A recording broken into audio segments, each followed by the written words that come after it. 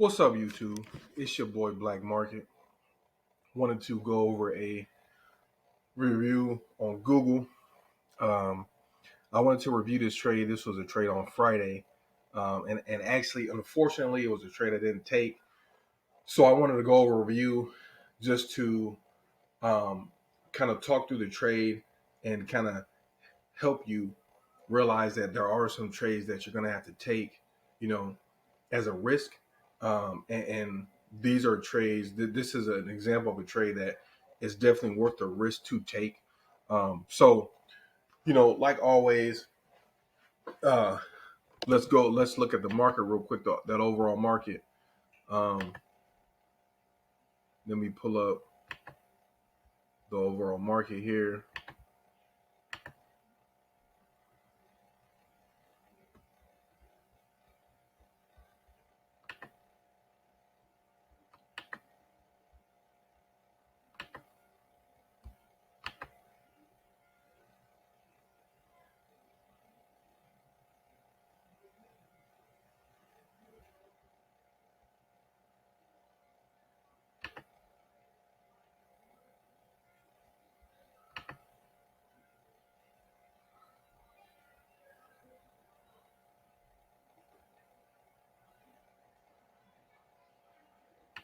Sorry about the delay. I'm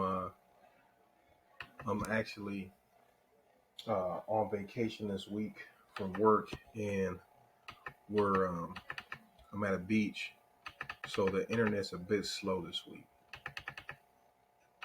We're probably about a block from the ocean, so the internet's not the greatest. But once again, let's talk about the overall market. You can see on Friday, the ES, the NQYM was definitely above that 21. So, and the VIX was below the 21. So the market was strong, right? So going into this trade, going into Friday, the market was going to be strong. So my sentiment going in there was to buy calls, was to look for stocks that were strong. So if we looked at Google, I had Google on my watch list. On my watch list, Google overall looked real good. As you can see here on Friday, it was above that. It was above that 21. It looked good. So I looked at Google. My first thought on Google was I looked at Google on the 1 hour time frame, and as you know, right, I like to see that buying volume coming in while that stock's in the squeeze. And so you can see here that the buying volume came in while that stock was in the squeeze. So it was an A plus setup for me, but there was two things that I didn't like. First off, as you can see here, it gapped up.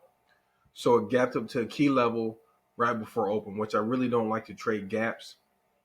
And then the second thing is, if you look at the sector, so if we looked at the XOK or tech sector, it was extended. If we go to the Celts, you can see we were way extended. We were above 3 ATR, right? So, and if you look back, we had a pullback at 3 ATR here, a pullback at 3 ATR here, a pullback at 3 ATR here, a major pullback, right, at 3 ATR here. So my thought process going into the trade was like, man, I really want to trade Google, but one, the sector is overextended, and two, Google gapped up. So initially, it was an A plus setup for me, but those two things um, kind of deterred me from trading Google. But there are times where you want to take that risk, and this is really one of the times, and I'll show you why. This is really one of those times where you actually want to risk. You obviously don't want to go into a 10% or 15% position on this trade, but going in at a 2%, a 5%, 7% position on this trade would probably be the way to go. Um, if you look at where it opened at, you're looking at it open at around 261 or 2460, and I like to take those trades, as you guys know, at that midpoint. So I was only risking, if we're looking at 2460 and my entry at 2445, you're looking at what, $15 on a $2,400 stock. So you're not even looking at, once I really started looking at it more and kind of breaking it down, I started to realize, really, you're not even looking at 0.5% of movement really on this stock as risk. So, hindsight's 2020. Definitely something I should have traded. But you can see here, we gapped up to that key position. You can see here we were strong off of there, and we had like a $56 move for the day.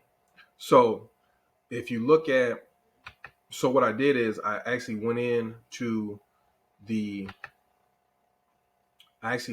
strikes on Google, and I ended up looking at the strikes. And what I'm going to show you now is basically the profit that I could have had on these strikes if I would have traded them. But like I said, hindsight's 2020, and hopefully from my mistakes or from my missed trades, this can get you into trades in the future. So I'll show you some screenshots I took. So I took a screenshot of the 2500 call. I took a screenshot of the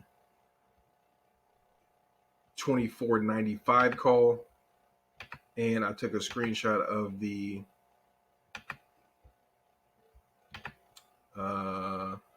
2490 call.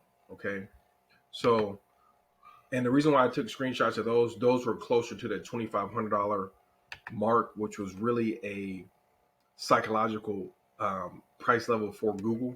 And when it comes to volume, there was a lot of volume at the 2,500 level. So essentially, I kind of looked at 2,500 price point level and worked my way backwards about 3 strikes. So you can see here, if we look at let's take a look at the lowest strike first. So 2490 strike, you could have gotten in, for example, you could have gotten in.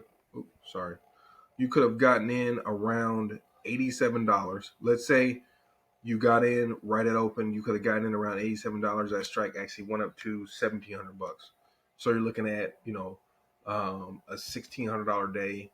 A $1,600 day essentially, right? Now the spreads were a bit wide, so you definitely could have sold it probably around $1, or $1,000. So you definitely could have had $1,000 day on that move there. So if we look at the 2495 strike, you could have gotten in on this strike around $62, and then that strike went up to $13.79 was a high point. Once again, the spreads were a bit wide, so even if you sold it, around that midpoint, around the $7 level, you're still looking at a $600 gain in the day with that strike. And then last but not least, if you would have bought at the $2,500 strike, you could have gotten in. And these strikes, I guess, to regress back a bit, these strikes are Friday expiration. So these are 0 days till expiration positions you would have bought in. You could have gotten in on the $2,500 strike for $39. You can see there's definitely a ton of volatility within this strike. This strike actually got all the way up to $883. But if you could have sold around that midpoint, you still could have sold it for about $470, $400. So you still would have had a $400 or $500 gain on the $2,500 strike for the day. So when it's all said and done, essentially, I wanted Google to come back to the midpoint, and I obviously didn't.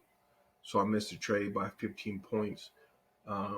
But there's sometimes, like I said, when a stock is strong and a sector is strong and the market is strong, where you do want to definitely take that risk and just get in the trade, right? Get in the trade to open, set your levels. If it does close below that midpoint or does close below a key point,